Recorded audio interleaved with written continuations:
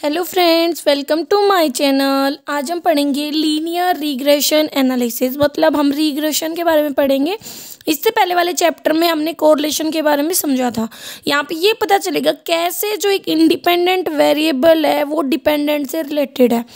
कहता है कि जो स्टडी है रिग्रेशन की वो बहुत ज़्यादा इंपॉर्टेंस रखती है स्टैटिस्टिकल एनालिसिस में। हम जानते हैं कि म्यूचुअल रिलेशनशिप होती है अलग अलग डाटा के बीच में, जिसको हम कोरिलेशन की हेल्प से समझते हैं। कोरिलेशन में तो हमें पता चलती है डायरेक्शन और मैग्नीट्यूड रिलेशनशिप का, कि दो वेरिएबल्स में पॉजिटिव रिलेशन है, नेगेटिव है, ठीक है, मॉडरेट है। लेकिन वहाँ पर ये पॉसिबल नहीं हो पाता कि हम एस्टिमेट कर पाए वैल्यू डिपेंडेंट वेरिएबल की गिवन वेरिएबल के बेस पर, ठीक है। इसीलिए ये बेस्ट एस्टिमेट किसकी हेल्प से हो पाता है? रिग्रेशन की हेल्प से हम जो भी हमारा डिपेंडेंट वेरिएबल है हम उसको निकाल पाते हैं इंडिपेंडेंट की हेल्प से।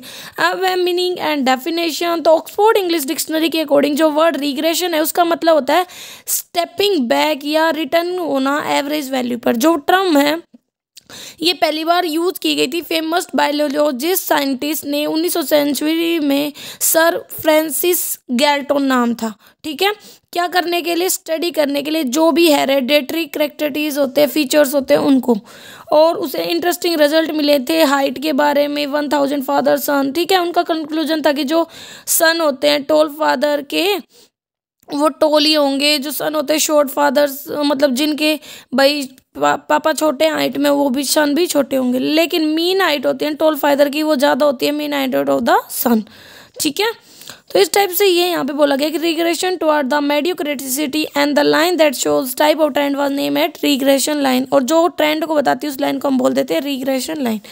तो रिग्रेशन का मतलब है रिग्रेशन एक study of the nature of relationship between the variable so that one may be able, ताकि है ना हम प्रिडिक्ट कर पाए unknown value of one variable को नोन वैल्यू की हेल्प से। रिग्रेशन में जो वेरिएबल होते हैं हम उनको कहते हैं कि इंडिपेंडेंट वेरिएबल की तरह कंसिडर करते हैं and another variable is taken age dependent variable. तो यहाँ पे एक डेफिनेशन दी गई है, regression is the measure of average relationship between two और मोर वेरिएबल। या रिग्रेशन एनालिसिस मेजर करता है नेचर एंड एक्सटेंट जो भी रिलेशन होता है दो या दो से अधिक वेरिएबल्स में और प्रेडिक्शंस करने में हेल्प करता है।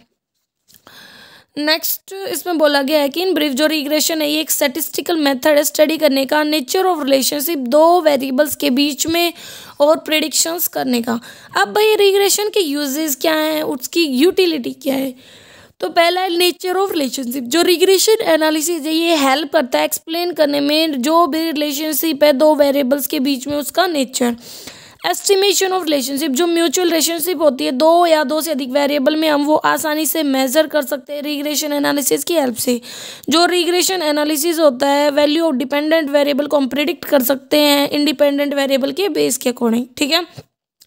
जैसे अगर प्राइसेस कमोडिटी के बढ़ रहे हैं तो बताओ डिमांड में कितना डिक्रीज होगा, कितना डिक्लाइन होगा, हम वो सब प्रिडिक्ट कर पाते हैं रिग्रेशन की हेल्प से। ये यूज़फुल होता है इकोनॉमिक्स के लिए, बिजनेस रिसर्च के लिए। जो रिग्रेशन एनालिसिस ये बहुत ज़्यादा यूज़फुल है बिजनेस एंड इकोनॉमिक रिसर्च में। रिग्रेशन की हेल्प से जो बिजनेस एंड इकोनॉमिक पॉलिसीज हैं हम वो बना सकते हैं। अब है difference between correlation and regression, degree and nature of relationship. जो कोरिलेशन होता है ये एक मेजर है डिग्री ऑफ रिलेशनशिप का एक्स और वाई के बीच में, जबकि रिग्रेशन है वो नेचर को स्टडी करने का, मतलब जो भी रिलेशनशिप है उनका क्या नेचर है ये उसको स्टडी करने में हेल्प करता है, जबकि कोरिलेशन डिग्री को स्टडी करने में हेल्प करता है। काज एंड इफेक्ट रिलेशनशिप को जो कोरिलेशन है ना वो अज्यूम नहीं करके चलता काज एंड इफेक्ट रिलेशनशिप दो वेरिएबल में, इसीलिए कहते हैं दो वेरिएबल है ना वो हाईली कोरिलेटेड माने जाते हैं, ठीक है। लेकिन जो रिग्रेशन होता है वो एक्सप्रेस करता है काज एंड इफेक्ट रिलेशनशिप दो वेरिएबल्स में। अगर एक वेरिएबल इंडिपेंडेंट है रिग्रेशन में तो कहता है कि फॉर द मतलब फॉर विच जो वैल्यू है वो दी जाती है तो अदर वेरिएबल डिपेंडेंट होगा जिसको हमें एस्टिमेट करना होगा, ठीक है। तो इंडिपेंडेंट वेरिएबल को काज बोलते हैं, इंडिपेंडेंट वेरिएबल को इफेक्ट बोलते हैं। फिर प्रिडिक्शन, कोरिलेशन हेल्प नहीं करता प्रिडिक्शन में, जबकि रिग्रेशन हेल्प करता है प्रिडिक्शन में। रिग्रेशन की हेल्प से जो लाइन है वो वाई है ऑन एक्स वो निकाल सकते हैं, मतलब वाई की जो प्रोबेबल वैल्यू है हम उसको एस्टिमेट कर सकते हैं। सिमेट्री, कोरिलेशन एनालिसिस में जो कोरिलेशन कोफिशिएंट होता है आर एक्स वाई उसको मेजर करता है direction and degree of linear relationship दो वेरिएबल्स के बीच में। जो आर एक्स वाई और आर वाई एक्स है ये सिमेट्रिकल होते हैं, ठीक है, मतलब सिमेट्रिक एक दूसरे के इक्वल होते हैं। इसका मतलब है कि चाहे एक्स और वाई डिपेंडेंट वेरिएबल हो और कोई भी इंडिपेंडेंट वेरिएबल हो। लेकिन रिग्रेशन में जो कोफिशिएंट होते हैं बी एक्स वाई और बी वाई एक्स ये सिमेट्रिक नहीं होते, मतलब वो एक दूसरे के इक्वल नहीं होते। जो कोरिलेशन कोफिशिएंट होते हैं ये सिमेट्रिक होंगे, जबकि जो रिग्रेशन कोफिशिएंट है वो नॉन सिमेट्रिक होंगे। ओके, नॉन सेंस कोरिलेशन, कई बार ये देखा जाता है कि स्प्यूरियस और नॉन सेंस कोरिलेशन होता है दो वेरिएबल्स के बीच में, like the correlation if any, जो भी बिजनेस है, rise in income and rise in weight. ठीक है, ये सब नॉन सेंस कोरिलेशन है कि बिजनेस की इनकम बढ़ेगी घटेगी, वेट बढ़ेगा घटेगा, इस टाइप से। ठीक है, लेकिन रिग्रेशन में नॉन सेंस जैसी कोई चीज़ होती नहीं है। ठीक है, और वेरिएबल दोनों डिफरेंट होते हैं, रिग्रेशन में डिपेंडेंट होते तो एक इंडिपेंडेंट होता है। फिर इसके बाद ओरिजिन एंड स्केल, कोरिलेशन तो दोनों से इंडिपेंडेंट होता है, change of origin and scale से, जबकि रिग्रेशन है वो सिर्फ ओरिजिन से फ्री होता है, स्केल से अफेक्ट होता है। इसका मतलब है कि if some common factor is taken X and Y variable तो कोई एडजस्टमेंट की जरूरत नहीं है, जबकि रिग्रेशन के केस में हमें एडजस्टमेंट की जरूरत है। रिग्रेशन डिपेंडेंट है वो स्केल, ठीक है, मतलब वो अफेक्ट होता है स्केल से। अब रिग्रेशन के भी टाइप्स होते हैं, तो simple and multiple. Simple regression analysis में हम स्टडी करते हैं सिर्फ दो वेरिएबल एक टाइम पर, जिसमें एक वेरिएबल डिपेंडेंट होता है दूसरे वेरिएबल पर। ठीक है, जो फंक्शनल रिलेशनशिप होती है जैसे इनकम एंड एक्सपेंडिचर, वो एक एग्जांपल है सिंपल रिग्रेशन का। ऑन द कॉन्ट्रेरी, जब हम स्टडी करते हैं मोर देन टू वेरिएबल एक ही समय पर, तो वो मल्टीपल रिग्रेशन एनालिसिस होता है, जिसमें एक मतलब डिपेंडेंट वेरिएबल होता है, दूसरा इंडिपेंडेंट होता है। जैसे इफेक्ट ऑफ रेन किसके ऊपर, सिंचाई के ऊपर और जो फसल है उसके ऊपर। लीनियर एंड नॉन लीनियर, जब एक वेरिएबल चेंज कर होता है with other variable same fix ratio में तो उसे लीनियर बोलेंगे। ठीक है, इस प्रकार की जो रिलेशनशिप होती है उसको हम ग्राफ पे एक स्ट्रेट लाइन की हेल्प से दिखाते हैं या फर्स्ट डिग्री इक्वेशन की हेल्प से दिखाते हैं। ऑन द कॉन्ट्रेरी, जब एक वेरिएबल वेरीज करे अदर वेरिएबल के साथ चेंजिंग रेशियो में तो रेफर करते हैं कर्वी लीनियर या नॉन लीनियर। ये जो रिलेशनशिप होती है इसको हम ग्राफ पर एक कर्व की फॉर्म में दिखाते हैं। ठीक है, इसको सेकेंड या थर्ड डिग्री इक्वेशन बोलते हैं। अब बात आती है पार्शियल एंड टोटल रिग्रेशन, जब दो या दो से अधिक वेरिएबल्स को स्टडी किया जाता है फंक्शनल रिलेशनशिप के लिए, लेकिन एक टाइम पर जो रिलेशनशिप है सिर्फ दो ही वेरिएबल्स में स्टडी की जाए, अदर वेरिएबल कांस्टेंट रहे, वो तो पार्शियल है। और जबकि टोटल रिग्रेशन मतलब सभी वेरिएबल्स को एक साथ स्टडी करना, उसका मतलब है टोटल रिग्रेशन। ठीक है, अब है simple linear regression. In practice जो सिंपल लीनियर रिग्रेशन है वो ओपनली यूज किया जाता है। इसके अंदर कहता है regression line, regression equation and regression coefficient की कॉन्सेप्ट इंपॉर्टेंट होते हैं। तो सबसे पहले है रिग्रेशन लाइन, मतलब इसमें कहता है कि ग्राफिक टेक्निक है रिग्रेशन लाइन, जहाँ पे हम फंक्शनल रिलेशनशिप दिखाते हैं दो वेरिएबल्स के बीच में। कहता है कि जो रिग्रेशन लाइन होती है वो दिखाती है एवरेज रिलेशनशिप। क्या दिखाती है? एवरेज रिलेशनशिप, किन के बीच में? दो वेरिएबल्स के बीच में। इसीलिए हम इस लाइन को क्या बोलते हैं? Line of best fit. तो पूछ लेते हैं कई बार कि जो रिग्रेशन लाइन होती है उसको दूसरा नाम क्या है? Line of best fit. तो रिग्रेशन लाइन की हेल्प से हम प्रिडिक्ट कर सकते हैं डिपेंडेंट वेरिएबल को इंडिपेंडेंट वेरिएबल की हेल्प से। अगर लगा लो दो वेरिएबल एक्स एंड वाई, तो रिग्रेशन लाइन एक्स की निकालनी अगर वाई के बेस पे, तो हम क्या करेंगे? तो ये या रिग्रेशन लाइन वाई की निकालनी है एक्स पे, तो regression line of Y on X है ना, ये बेस्ट एस्टिमेट है वाई की वैल्यू निकालने के लिए जब एक्स की वैल्यू दी गई हो। अब बात आती है नेचर रिग्रेशन लाइंस का, या कोरिलेशन और रिग्रेशन में क्या रिलेशन है। भाई कहता है कि जो कोरिलेशन उसकी हेल्प से तो डायरेक्शन एंड मैग्नीट्यूड समझ सकते हैं, और जो नेचर होता है रिग्रेशन लाइन का वो हम जान सकते हैं। मेन पॉइंट क्या है रिलेशनशिप के? ठीक है, क्योंकि जो लीनियर रिग्रेशन लाइन होती है वो क्या कर देती है? सम स्क्वायर रेसिडुअल ए मिनिमम बना देती है, इसीलिए इसको लीस्ट स्क्वायर लाइन भी बोल देते हैं। देखो आगे समझते हैं, एक मिनट।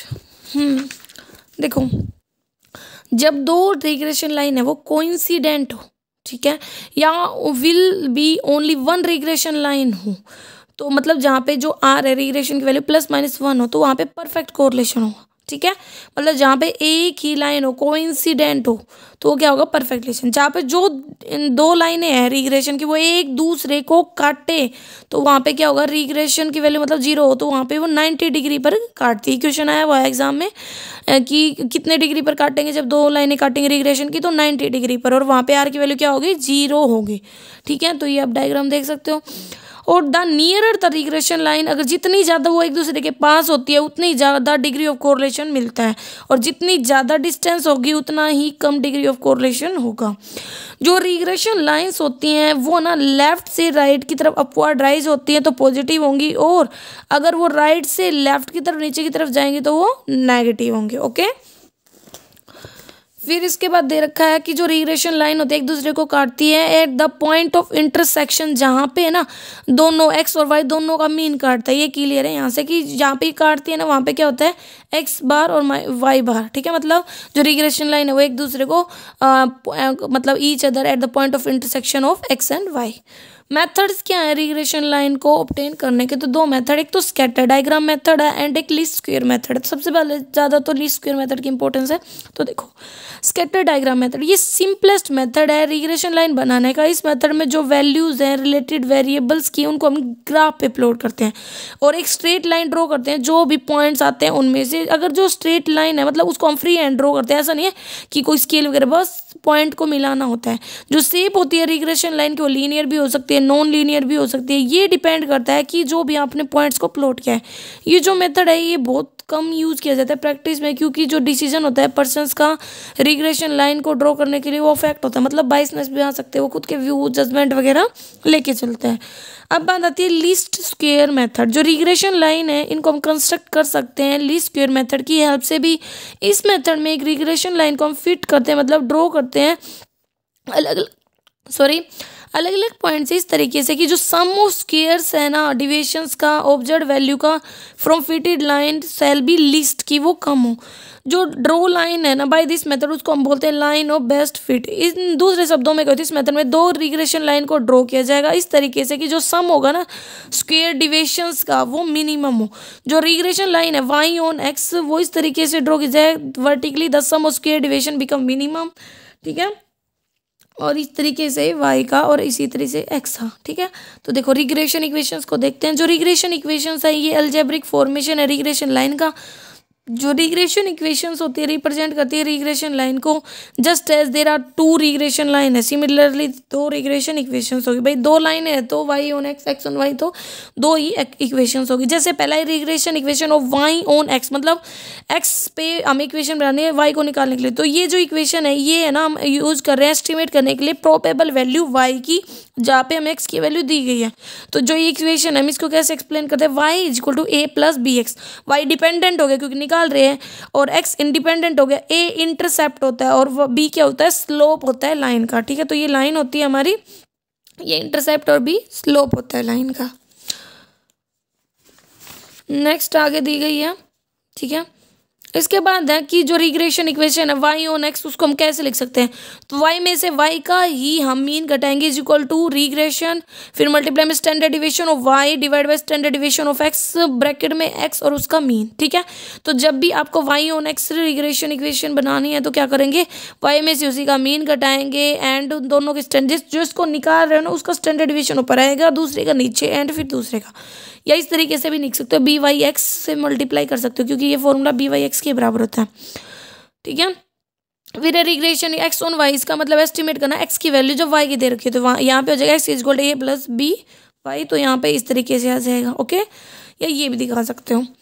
फिर नेक्स्ट दे रखा है हमें रिग्रेशन कोफिशिएंट। जस्ट एज देर हमें पता है दो रिग्रेशन इक्वेशंस होते हैं इसी तरह से दो रिग्रेशन कोफिशिएंट्स होते हैं। रिग्रेशन कोफिशिएंट मेजर करते हैं एवरेज जो भी चेंज आता है वैल्यू में एक वेरिएबल का फॉर द यूनिट चेंजेस मतलब दूसरे वेरिएबल में थोड़ा सा भी एक यूनिट चेंज होने से दूसरे वेरिएबल में जो एवरेज चेंज आता है वो बताते हैं। जो रिग्रेशन कोफिशिएंट होते हैं इनफैक्ट वो रिप्रेजेंट करते हैं स्लोप रिग्रेशन लाइन का। एग्जाम्पल के लिए दो वेरिएबल हैं एक्स एंड वाई तो दो रिग्रेशन कोफिशिएंट होगी जैसे कि regression coefficient of Y on X, ठीक है। तो कहता है कि इस पे क्या करेंगे हम इसमें फॉर्मूला हो जाएगा बी वाई एक्स निकाल रहे हैं तो आर, ठीक है, मल्टीप्लाई में बी वाई अपॉन में और जिसको भैया हमें निकालना है वाई के तो ऊपर आएगा और एक्स के रिस्पेक्ट में। ऐसे यहाँ पे एक्स का निकालना है तो एक्स ऊपर आएगा वाई नीचे, ठीक है। यहाँ पे एक्स वाई था यहाँ पे वाई एक्स है। और प्रॉपर्टीज है रिग्रेशन कोफिशिएंट की और ये सबसे ज़्यादा important exam point of view से कि जो कोफिशिएंट ऑफ रिग्रेशन है ये ज्योमेट्रिक मीन होता है रिग्रेशन कोफिशिएंट्स का, ठीक है। और जो रिग्रेशन कोफिशिएंट होते हैं वो हम ऐसे निकालते हैं बी एक्स वाई ऐसे आएगा बी वाई एक्स ऐसे आएगा और मल्टीप्लाई करते हैं तो ये इनका रूट होता है। दूसरा है कि जो रिग्रेशन कोफिशिएंट होते हैं उनके सेम अलजेब्रिक साइन होना जरूरी है। मतलब या तो रिग्रेशन कोफिशिएंट पॉजिटिव हो या नेगेटिव हो। दूसरे शब्दों में क्या होता है अगर एक रिग्रेशन कोफिशिएंट नेगेटिव है और ठीक है तो दूसरा भी नेगेटिव ही होना चाहिए। ये पॉसिबल नहीं है कि एक नेगेटिव है तो दूसरा पॉजिटिव निकाल पाए क्योंकि अंडर रूट में जाएगा और माइनस जब अंडर रूट में होता है तो इमेजिनरी देता है आयोटा की वैल्यू आती है, ठीक है। जो कोफिशिएंट सेम साइन के होने चाहिए और कहता है कि जो कोफिशिएंट ऑफ कोरिलेशन है उनके भी साइंस सेम होने चाहिए, जैसे कि रिग्रेशन कोफिशिएंट्स के है, ठीक है, दोनों सेम साइंस के होने, पॉजिटिव साइंस के होने चाहिए। बहुत द रिग्रेशन कोफिशिएंट वो ना 1 से ज़्यादा नहीं हो सकते, कभी भी रिग्रेशन कोफिशिएंट 1 से ज़्यादा नहीं हो सकते, ठीक है। दोनों रिग्रेशन कोफिशिएंट हैपन होते हैं अगर मोर देन 1, तो ज्योमेट्रिक मीन ना 1 से ज़्यादा हो जाएगा और कोरिलेशन कोफिशिएंट नहीं मिल पाएगा। तो अर्थमेटिक मीन होता है ना 2 रिग्रेशन कोफिशिएंट का, या तो वो इक्वल होगा या ग्रेटर देन होगा कोरिलेशन कोफिशिएंट से, ठीक है। जो शिफ्ट होता है ना ओरिजिन में वो तो अफेक्ट नहीं करता रिग्रेशन कोफिशिएंट को, लेकिन स्केल में अगर कोई बदलाव आता है तो वो अफेक्ट होता है, ठीक है। तो रिग्रेशन कोफिशिएंट इंडिपेंडेंट होते हैं चेंज ऑफ होराइजन से, लेकिन स्केल से नहीं होते। इसी कारण सम कुछ कॉमन फैक्टर होते हैं जो लिए जाता है एटम सीरीज से, देन इन दैट केस हम कुछ एडजस्टमेंट करते हैं रिग्रेशन कोफिशिएंट्स पे, फॉर्मूला बनाते हैं। तो देखो ये वाला अगर मतलब वाई को निकाल रहे हैं तो वाई ऊपर एक्स नीचे, ठीक है। वहाँ पे स्टैंडर्ड डिविएशंस था, यहाँ पे हम वैसे बना रहे हैं, ठीक है। तो यहाँ पे यू का मतलब है कि जो भी डाटा है उसमें से एक अज्यूमिन घटाया डिवाइड बाई हाइट, मतलब उसकी हाइट, ठीक है। तो ये कॉमन फैक्टर है, आई वाई और आई एक्स ही कॉमन फैक्टर है वाई और एक्स के, ठीक है। और याद रखना जब रिग्रेशन 0 होगा तो जो मतलब बी एक्स वाई और बी वाई एक्स है ये भी 0 होंगे। इसके बाद है ऑब्टेन करना रिग्रेशन इक्वेशंस की। रिग्रेशन इक्वेशंस को हम कैसे निकाल सकते हैं? तो रिग्रेशन इक्वेशन इंडिविजुअल सीरीज में और ग्रुप डाटा के केस में मेथड क्या है? इंडिविजुअल सीरीज के केस में या तो नॉर्मल इक्वेशंस को यूज़ कर लो या रिग्रेशन कोफिशिएंट्स को यूज़ कर लो। तो नॉर्मल इक्वेशंस यूज़ करेंगे, मतलब ये लीस्ट स्क्वायर मेथड होता है। इसमें जो रिग्रेशन इक्वेशंस होते हैं हम वो बनाते हैं नॉर्मल, मतलब 2 नॉर्मल इक्वेशंस की हेल्प से। तो regression equation Y on x होगा, y is equal to A plus B x. तो वाई यहाँ पे डिपेंडेंट, एक्स इंडिपेंडेंट है, इंटरसेप्ट है, बी स्लोप है। तो यहाँ पे हमें वाई की वैल्यू निकालनी है, तो क्या हो जाएगी? 2 इक्वेशंस बनेंगी, इन दोनों को हमें याद रखना है। Sigma Y is equal to N A plus sigma B sigma X, और ये हो जाएगा X Y is equal to A plus sigma X plus में बी सिग्मा एक्स स्क्वायर, ठीक है।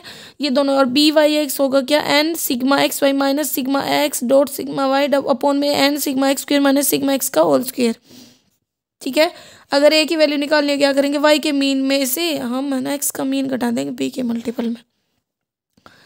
तो यही है कि ये मतलब इंटरसेप्ट है ना, तो इंडिकेट करता है कि एक्स अगर 0 है तो B is the slope of line and called the regression coefficient of Y. ऐसे ही एक्स का वाई पे निकालेंगे, सेम इक्वेशन होगी, बस यहाँ पे इसको 0 से दिखा रखा है, ठीक है। तो ये हमारे पास एक इक्वेशन दे रखा है कि जैसे हमें कैलकुलेट करना है regression equation X on Y. तो देखो एक्स और वाई दे रखे हैं, एक्स का स्क्वायर कर लिया, वाई का स्क्वायर कर लिया, एक्स और वाई का मल्टीप्लाई कर दिया। अब पहले एक्स ऑन वाई बनाएंगे, तो क्या है ये ए प्लस बी वाई। तो sigma X is equal to क्या होता है? एन ए, ठीक है, प्लस बी सिग्मा वाई। तो एन की वैल्यू है हमारे पास 5 और वाई की वैल्यू है हमारे पास 25, ठीक है। तो ये ले लेंगे, एक इक्वेशन ये बन गई। ऐसे यहाँ पे वैल्यूज पुट कर देंगे, दूसरी बन जाएगी। इनको सोल्व कर देंगे हम एलिमिनेशन मेथड की हेल्प से, ठीक है। फिर कहते हैं कैलकुलेट करना है हमें ए बी की वैल्यू, एक्स की वैल्यू आ गई हमारे पास, अब ऑब्टेन करना है। तो बी एक्स वाई की वैल्यू हमें आती है तो पुट कर देंगे, यहाँ से हमारे लास्ट में आंसर आ जाएगा।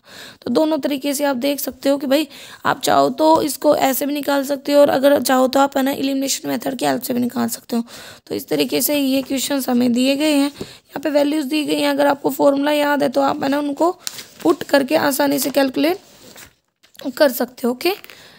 और फिर आता है रिग्रेशन जो इक्वेशंस है उसको हमें रिग्रेशन कोफिशिएंट्स का यूज़ करके बनाना है। तो रिग्रेशन इक्वेशंस को हम कंप्यूट कर सकते हैं रिग्रेशन कोफिशिएंट्स की भी हेल्प से, जिसमें आते हैं एक्स का बार वाई का bar b x Y b Y x, ठीक है। तो रिग्रेशन देखो एक्चुअल वैल्यूज़ को यूज़ करना है। एक्चुअल वैल्यूज़ में तो सिंपल क्या होगा, ये वाला फॉर्मूला याद कर लो या ये वाला फॉर्मूला याद कर लो, ठीक है।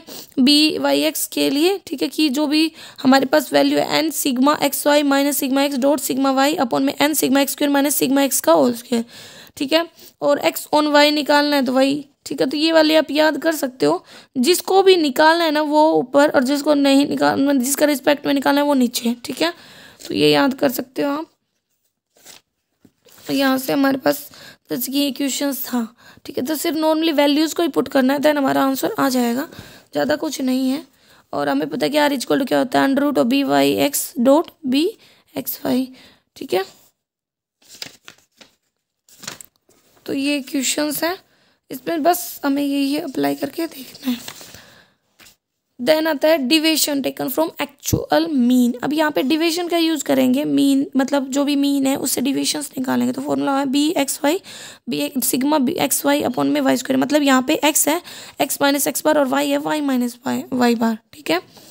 या इस तरीके से भी देख सकते हो y minus Y bar equal to B Y X bracket में x minus X bar. Okay, तो y की वैल्यू निकालनी तो ऐसे भी कर सकते हो। ठीक है, जिसकी वैल्यू निकालनी है उसका अपोजिट वाले का डिविएशन का स्क्वायर नीचे आ जाएगा। ओके, तो यू कैन ट्राई दैम। बस ओवरव्यू ले रहे हैं हम। नेक्स्ट क्वेश्चन पे चलते हैं हम।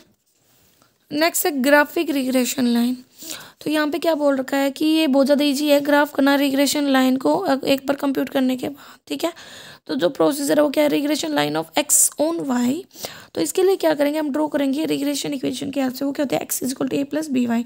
तो हम जो भी रिस्पेक्टिव वैल्यूज है वाई की वो पुट करते जाएंगे। ठीक है, तो हमें जो एक्स की एस्टिमेटेड वैल्यू है वो मिल जाएंगी, हम उनको ग्राफ पर प्लॉट कर देंगे। ऐसे ही वाई के लिए करेंगे। ठीक है, तो यहाँ पे हमें ये क्वेश्चन दे रखा है, हमें ड्रॉ करना है। तो देखो कैसे ड्रॉ करेंगे, जो भी वैल्यूज आई हैं एक्स की और वाई की उनको हमें बस प्लॉट करना है यहाँ पे। ठीक है, नेक्स्ट क्वेश्चन पे चलते हैं हम। अब है यूजिंग डिविजन अज्यूम मीन से। अब यहाँ पे है ना एक्चुअल मतलब जो एवरेज मीन है उससे नहीं बल्कि अज्यूम मीन से निकाल रहे हैं। तो बिल्कुल ये वाले फॉर्मूलाज आपको याद रखने होंगे। ठीक है, तो यहाँ से नेक्स्ट बस अभी क्वेश्चन ही हैं, फॉर्मूलाज अगर याद है ना तो आसानी से निकल जाएंगे, ज़्यादा कुछ नहीं करना हमें। नेक्स्ट आता है ऑब्टेन करना regression equation from coefficient of correlation, standard deviation and arithmetic mean. ठीक है, तो देखो regression equation Y on X निकालने के लिए क्या करेंगे भाई, हमें तब भी वाई एक्स हो जाएगा आर, क्योंकि रिग्रेशन दे रखा है कोरिलेशन का, मल्टीप्लाई में standard deviation of Y upon में स्टैंडर्ड डिविएशन ऑफ एक्स, या इस तरीके से कर सकते हो। ठीक है, ऐसे एक्स ऑन वाई। तो यहाँ पे जो भी वैल्यूज है बस हमें पुट करनी है, आंसर निकाल देना। तो यहाँ पे ये सारे हमें क्वेश्चंस ही दिए गए हैं, यू कैन ड्राइव देम। ठीक है, अभी देखते कोई और टॉपिक बचा हो तो हमारे सामने इम्पोर्टेंट। अब रिग्रेशन इक्वेशंस को ग्रुप डाटा के केस में तो ये वाला फॉर्मूला याद कर सकते हो, ये वाला याद कर सकते हो। जब एक्स निकालना होगा तो ऊपर एक्स आ जाएगा, नीचे वाई, और जब वाई निकालना तो ऊपर वाई नीचे एक्स। ठीक है, बस यही है। एफ मतलब यहाँ पे फ्रीक्वेंसी से मल्टीप्लाई और आ जाएगी, और सारी चीज़ें सेम है। और आई एक्स से कॉमन फैक्टर, एक्स वेरिएबल का आई वाई है, वाई वेरिएबल का कॉमन फैक्टर। ठीक है, तो जो ग्रुप टेबल पीछे पढ़े थे ना उस टाइप से है थोड़ा सा ये। ठीक है, जो हमने पढ़ी थी कोरिलेशन में। ठीक है, इस टाइप से ही बनाना होगा इसको भी हमें, तो आप इसको याद कर सकते हो। नेक्स्ट है to obtain the mean value and correlation coefficient from the regression equation. अब यहाँ पे मीन वैल्यू और कोरिलेशन कोफिशिएंट हमें रिग्रेशन इक्वेशन से निकालना है। तो mean value and from the मतलब वैल्यू निकालने के लिए रिग्रेशन इक्वेशन से कहता है दो लाइन अगर इंटरसेक्ट करती है एक दूसरे को, हमें पता है कि मीन पर, दूसरे शब्दों में जो पॉइंट ऑफ इंटरसेक्शन होता है दो लाइन का, रिग्रेशन गिव्स का, वो हमें क्या देता है कि दोनों एक्स और वाई वेरिएबल की वैल्यू देता है, मीन वैल्यूज देता है। ठीक है, तो देखो डायग्राम में देख सकते हो, ये यहाँ पे काटते हैं ना तो ये मीन वैल्यूज पर काटते हैं दोनों की। ठीक है, तो अब वो डायग्राम से क्लियर है कि दो regression line Y on X and X on Y intersect कर रही है एक्स बार और वाई बार पॉइंट पर, इसीलिए क्लियर है कि दोनों रिग्रेशन लाइन या रिग्रेशन इक्वेशन है ना उनको हम जानते हैं सोल्व करने के लिए। ठीक है, तो फाइंड आउट करना correlation coefficient of correlation from two regression equation. तो कोरिलेशन जो कोरिलेशन कोफिशिएंट है वो वर्कआउट करता है रिग्रेशन कोफिशिएंट के रूप में बी एक्स वाई और बी वाई एक्स। तो रिग्रेशन इक्वेशन होती है एक्स ऑन वाई, हम फाइंड आउट कर सकते हैं बी एक्स वाई से। ठीक है, तो ये हमें पता है आर कैसे मिल जाएगा हमें, under root of B Y X dot B x Y. ठीक है, और अल्टरनेटिव में तो भैया दो इक्वेशंस बनाएंगे देन उनको सोल्व करेंगे। ठीक है, जैसे कि यहाँ पे दो इक्वेशंस दे रखे हैं, तो यहाँ से हमने क्या किया भाई, इक्वेशंस थी तो यहाँ से y की वैल्यू निकाली, वो ये आई। अब हमें पता है कि बी एक्स वाई मतलब बी वाई एक्स क्या होता है, कोफिशिएंट ऑफ एक्स। तो देखो यहाँ पे इक्वेशन है, तो B Y X coefficient of X, तो हम बनाते ए प्लस बी एक्स। ठीक है, यही मानते हैं। तो ए की वैल्यू ये है और बी एक्स की वैल्यू, बी की वैल्यू है 2/3, तो कोफिशिएंट ऑफ एक्स क्या हो जाएगा 1 में माइनस का 2/3। ठीक है, ऐसे रिग्रेशन एक्स ऑन वाई बनाएंगे, तो ये है तो एक्स प्लस 2/26, दूसरी वाली ये थी, तो यहाँ से एक्स की वैल्यू आई, तो ये ए है ये बी की वैल्यू है, तो कोफिशिएंट ऑफ वाई क्या हो जाएगा यहाँ पे 2। ठीक है, मतलब -2। तो यहाँ पे हमें अंडर मल्टीप्लाई कर देना है, वो क्या होता है इनका B Y X dot B x Y, और 1 से जाता है। तो जब आर स्क्वायर ग्रेटर देन 1 हो तो इम्पॉसिबल है। ठीक है, क्योंकि ये लेस देन 1 होता है, तो ये अजम्पशन रॉन्ग है, हम जानते हैं क्वेश्चंस में। तो इस तरीके से ही हमें इनको निकालना है। ठीक है,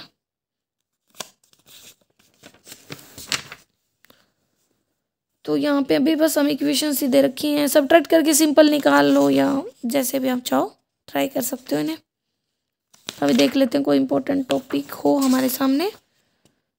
तो ये तो नहीं है। अब बात आती है standard error of estimate in regression given the value of independent variable. हम एस्टिमेट करते हैं वैल्यू डिपेंडेंट वेरिएबल की रिग्रेशन इक्वेशन को अप्लाई करके। तो कहता है कि इसके लिए कहता है कि to find out an estimate that कि वो 100% एक्यूरेट हो, ये तो इम्पॉसिबल है। तो कहता है कि we want to make sure करना चाहते हैं कि जो एस्टिमेट हमने किया वो एक्यूरेट है, रिलायबल है। तो कहता है कि हम कर सकते हैं स्टैंडर्ड एरर को एस्टिमेट करके। तो by standard error of estimate हम चेक कर सकते हैं कि जो हमारा एस्टिमेट है वो सही है या नहीं। जो स्टैंडर्ड एरर ऑफ एस्टिमेट है वो हमें दिखाता है कितनी सीमा तक जो रिग्रेशन लाइन है वो एक्चुअल वैल्यूज़ के पास है। तो स्टैंडर्ड और error of estimate Y on X, ठीक है, और एक्स ऑन वाई, और standard of estimate Y on X कैसे निकालेंगे? तो इसका फॉर्मूला होगा वाई माइनस वाई सी, ठीक है, उसका whole square divide by N. यहाँ पे वाई तो है एक्चुअल वैल्यू और वाई सी है एस्टिमेटेड वैल्यू। तो स्टैंडर्ड एरर है ना हमारा क्या होता है, एक्चुअल वैल्यू और एस्टिमेटेड वैल्यू का डिफरेंस ही होता है, उसका whole square divide by N.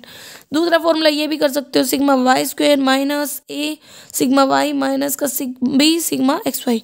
क्योंकि देखो वैसे तो हमने इक्वेशन तो वैसे ही पढ़ी है, ए प्लस बी एक्स होता है, क्योंकि जब वाई को निकाल रहे हैं तो वही है ए सिग्मा वाई आ गया बस minus b sigma x y आ गया मल्टीपल में। थर्ड फॉर्मूला है कि standard deviation of y under root में 1 माइनस आर का स्क्वायर। एक्स और वाई निकालने के लिए वही फॉर्मूला, बस यहाँ पे अब एक्स की निकालेंगे तो एक्स आ जाएंगे। तो बस यही है फॉर्मूला ऐसे रखने हैं हमें, ठीक है। तो यहाँ पे बस अप्लाई कर देंगे। अब जो भी क्वेश्चन हमसे पूछेगा हम उनको अप्लाई कर सकते हैं अगर हमें उनको इम्प्लीमेंट करना आता है, अगर हमें फॉर्मूला याद है तो। अब है एक्सप्लेन एंड अनएक्सप्लेन वेरिएशंस। तो कहता है कि जो total variation independent variable Y उसको हम दो पार्ट में बांट के चलते हैं, एक्सप्लेन वेरिएशन और अनएक्सप्लेन। जो वेरिएशन है वाई में जिसको हम एक्सप्लेन कर सकते हैं बाय द वेरिएबल एक्स उसको तो बोलते हैं एक्सप्लेन वेरिएशन इन वाई। और अनएक्सप्लेन मतलब जो वेरिएशन होते हैं वाई में जिसको हम एक्सप्लेन नहीं कर सकते वेरिएबल एक्स की हेल्प से, जो भी वेरिएबल इन मतलब वेरिएशन सारे वेरिएबल एक्स में is and is due to some other factor, उसको बोलते हैं unexplained variation in y. Symbol की फॉर्म में बात करें तो इस टाइप से, ठीक है। Y means minus Y bar का whole square is equal to sigma y c minus Y bar का whole square plus y minus Y C का होल स्क्वायर। तो वाई सी की है कंप्यूटेड या एस्टिमेटेड वैल्यू है, ये मीन वैल्यू और ये ओरिजिनल वैल्यू है, ठीक है। कोफिशिएंट ऑफ डिटर्मिनेशन कैसे निकालते हैं? कोफिशिएंट ऑफ डिटर्मिनेशन है ना ये तो कहता है कि आर स्क्वायर से हम दिखाते हैं। एक तो इसको निकालने के लिए हम यही कर सकते हैं कि जो भी explain variation divide by total variation, ठीक है। यहाँ पे तो वाई माइनस वाई बार मतलब, और यहाँ पे जो भी मतलब हमने एक एस्टिमेट की थी वैल्यू वो माइनस में वाई बार का उसके।